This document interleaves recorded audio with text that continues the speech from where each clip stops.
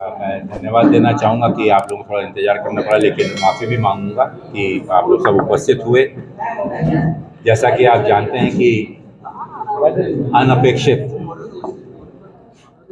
रामगढ़ के इस उपचुनाव में जो कि यहाँ की जनता पर लादा गया है, उस चुनाव में कांग्रेस अपने सहयोगी दल जेएमएम, आरजेडी, जेडीयू, वामपंथी दल और हमारे अन्य सभी छोटे घटक और दलों के साथ इस चुनाव में भाग ले रहा है। भाई बजरंग महतो ये हमारे प्रत्याशी हैं पूरे गठबंधन के। मुझे खुशी है कि जिस दिन यहाँ पर चुनाव का निर्णय हुआ, उस दिन से लेकर आज तक सतत प्रदेश कांग्रेस कमेटी, हमारी जिला कांग्रेस कमेटी, हमारे प्रखंड के सभी सम्मान्य नेता और प्रदेश के और इस जिले के सभी सामान्य नेतागणों ने बड़ी गंभीरता के साथ में इस चुनाव को जीतने का निश्चय करते हुए एक नियोजित तरीके से यहाँ पर चुनाव की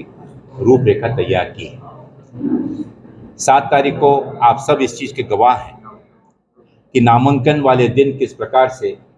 पूरे शहर के अंदर, पूरे जिले के और प्रदेश से भी कई लोग इसमें शामिल हुए, जो इस चीज़ को, उनके आक्रोश को, उनके जोश को और साथ ही साथ आत्मविश्वास को कि जो अन्याय ममता देवी जी पर हुआ है, उस अन्याय का जवाब इस चुनाव के माध्यम से लोकतांत्रिक तरीके से वो देंगे। मुझे खेद है इस चीज़ को कहते हुए कि यह चुनाव जिन परिस्थितियों में आया है, जिन परिस्थितियों में ममता देवी जी को अपराधी माना गया है और 5 साल की सजा सुनाई गई है, वो ममता देवी जिनका 1 महीने का 2 महीने का बच्चा उस समय उनकी गोदी में था। लेकिन साथ ही साथ जिस आंदोलन को लेकर पिछले 2019 के चुनाव में, जिस आंदोलन के आधार पर पूरे विधानसभा क्षेत्र के रामगढ़ की जनता ने अपने नेत्री के रूप में, एक विधायक के रूप में, अपने जनप्रतिनिधि के रूप में उन्हें चुना था 5 साल के लिए, उन्हें उसके बीच में ही मात्र 3 साल के अंदर ही उनको फिर से चुनाव का सामना करना पड़ रहा है। मैं कहना चाहूँगा कि आज विशेष रूप से यहाँ पर हमारे जो बूथ और प्रखंड के अध्यक्ष थे, मात्र उनकी ही एक औपचारिक समीक्षा बैठक थी, जिसमें इन दिनों में किए गए कार्य और 27 तारीख की इस चुनौती को किस प्रकार से हम सब एकजुट होकर सफलतापूर्वक इसमें विजय हासिल कर सकते हैं, उस रणनीति पर चर्चा हुई। हमारे शीर्ष नेताओं में हमारे सभी सम्माननीय मंत्री महोदय, हमारे प्रदेश कांग्रेस कमेटी के अध्यक्ष, हमारे यहाँ के प्रभारी केशव महतो जी और हमारे अन्य कार्यकारी अध्यक्ष भाई अनवर शहजादा जी, हमारे जिला अध्यक्ष, सभी लोग अथक प्रयत्न कर रहे हैं कि किस प्रकार से हम इस चुनाव में विजय हासिल करें। मैं धन्यवाद करना चाहूँगा हमारे सहयोगी दलों का, माननीय मुख्यमंत्री जी का। कल आपने देखा कि किस प्रकार से पूरे जनसैलाब के साथ में माननीय मुख्यमंत्री जी ने एक सफल जनसभा को संबोधित किया और किस प्रकार से कांग्रेस के और गठबंधन के इस हमारे मजबूत इरादों को जाहिर रूप से अपने संभाषण, अपने वक्तव्य में जाहिर किया। अब विपक्ष कह रही है कि जो चेहरे हैं, छोटे बच्चे का जो चेहरे है, उसको लेकर वो इमोशनल पॉलिटिक्स कर रही है कांग्रेस। देखिए, इमोशनल और ये चीज़ें जो हैं, ये इंसानियत वाली बात होती है। जब हमारे मैं इसमें उदाहरण इसका कंपैरेटिव नहीं देना चाहूँगा, लेकिन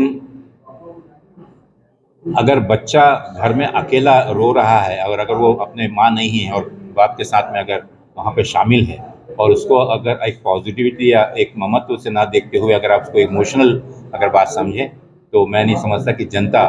इतनी नाजुक है या तो समझती है कि बच्चे को छोड़कर अगर बच्चा वहाँ पे उपस्थित है तो स्वाभाविक है कि जो हुआ है वो वस्तुस्थिति सामने में है, जिसको समझना चाहिए, देखना चाहिए। वो लोग कह रहे हैं सर, सुप्रीम कोर्ट के आदेश का खातनामा करें कि आप लोग मानवाधिकार का हनन कर रहे हैं। छोटे बच्चे को वहाँ रखने की सुविधा है, आप लोग सिर्फ ये आप छोटे बच्चे को वहाँ रखने के बदले ये चीज़ की चर्चा क्यों नहीं कर रहे हैं कि एक माँ को सलाखों के पीछे किस अपराध के विरोध में ऐसा कौन सा इतना बड़ा अपराध किया था, और उसी के चलते हुए न्यायालय उसी दौरान, मैं पूरा सम्मान के साथ में कहना चाहूँगा कि एक दूसरे विधायक जो कि बीजेपी के विधायक हैं, उनको भी उसका भी सुनवाई करती है उन्हें मात्र 18 माह की सजा देती है और इन्हें 5 वर्षों की सजा 5 वर्ष और 18 महीने, और साथ में उसकी तुलना में अगर अपराध की तुलना करें तो मैं समझता हूँ कि बहुत ही गंभीर और सोचने वाली बात है। साथ ही साथ गंभीर बात इस चीज़ की कि 5 वर्षों के लिए चुनकर आए हुए जनप्रतिनिधि के ऊपर, जो कि जन आंदोलन में कार्य करते हुए लोगों के अधिकार के लिए लड़ रही थी, उसके ऊपर में इतनी जल्दबाजी में, और सभी गवाहों को, जो गवाह उससे पहले सब ठीक थे, और ये इस कारण को आप जाने कि आपकी खोजबीन, आपकी तो इतनी बड़ी मीडिया है, खोजबीन करके ये भी तो जानिए कि वो गवाह क्यों, किन परिस्थितियों में और किस आधार पर पलटे। सर वो लोग भी कह रहे हैं सरकार आपकी गवाह ऐसे खड़ा करे सर। देखिए, आज का चुनाव के इस माहौल में जो चीज़ें हैं जनता के सामने में, आपके इन सवालों का जवाब बेहतर होगा कि यहाँ की जनता 27 सर ये विपक्षी जो आपकी पार्टी है वो बोल रहा है, नारा लगा रहा है 1.5 लाख के पार, 1.5 लाख के पार जीतेंगे 1.5 लाख वोट। मैं इतना वो नहीं है, जनता के ऊपर में विश्वास है। जनता के जो जनता इस चीज़ का निर्णय करने के लिए 27 तारीख को इसका निर्णय जनता करेगी। जब मत पेटियाँ खुलेंगी, ईवीएम खुलेगा, उस समय उनके इस नारा कहाँ तक के सही है और कहाँ तक के गलत है इसका निर्णय। आंदोलन में 2 लोगों की मौत हुई, ममता देवी के आंदोलन, उन 2 लोगों के परिवारों के लिए कांग्रेस या राज्य सरकार ने क्या किया? निश्चित रूप से प्रदेश कांग्रेस कमेटी से लेकर जी मूर्तियां बनाने को छोड़, देखिए, इसके बारे में मेरे ख्याल से जाहिर रूप से हमारे प्रदेश कांग्रेस कमेटी और हमारे स्थानीय नेता इसके बारे में ज़्यादा बेहतर बता पाएंगे और विस्तार में बता पाएंगे। इसके ऊपर में मेरा बोलना उचित नहीं होगा। जिन लोगों ने जिस भावनाओं के साथ में, उनके परिवार के साथ में खड़े रहे, वो आप इसके बारे में बेहतर जानकारी। अविनाश जी, जिस आप गठबंधन का दम भर रहे हैं, ये गठबंधन इस बार वहाँ भी है, फिजिक्स तो उनके पक्ष में है, क्या केमिस्ट्री आपको लग रहा है बेहतर है? देखिए, जनता की केमिस्ट्री और जनता की फिजिक्स, जब जनता सड़कों पर निकल जाती है तो पूरी फिजिक्स और केमिस्ट्री एक तरफ रह जाती है। जनता जिस आवेश में, जिस आक्रोश में और जिस विश्वास के साथ में इसमें मतदान में भाग लेगी, ये अपने आप में साबित करेगा कि जनता में इसका क्या रिएक्शन। सर आप काम लेकर जा रहे हैं इमोशनल कार्ड लेकर? जी, पिछले बार इमोशनल कार्ड को लेकर के हम हमारे सरकार कांग्रेस की विचारधारा, गठबंधन के किए गए 3 सालों के अच्छे कार्य,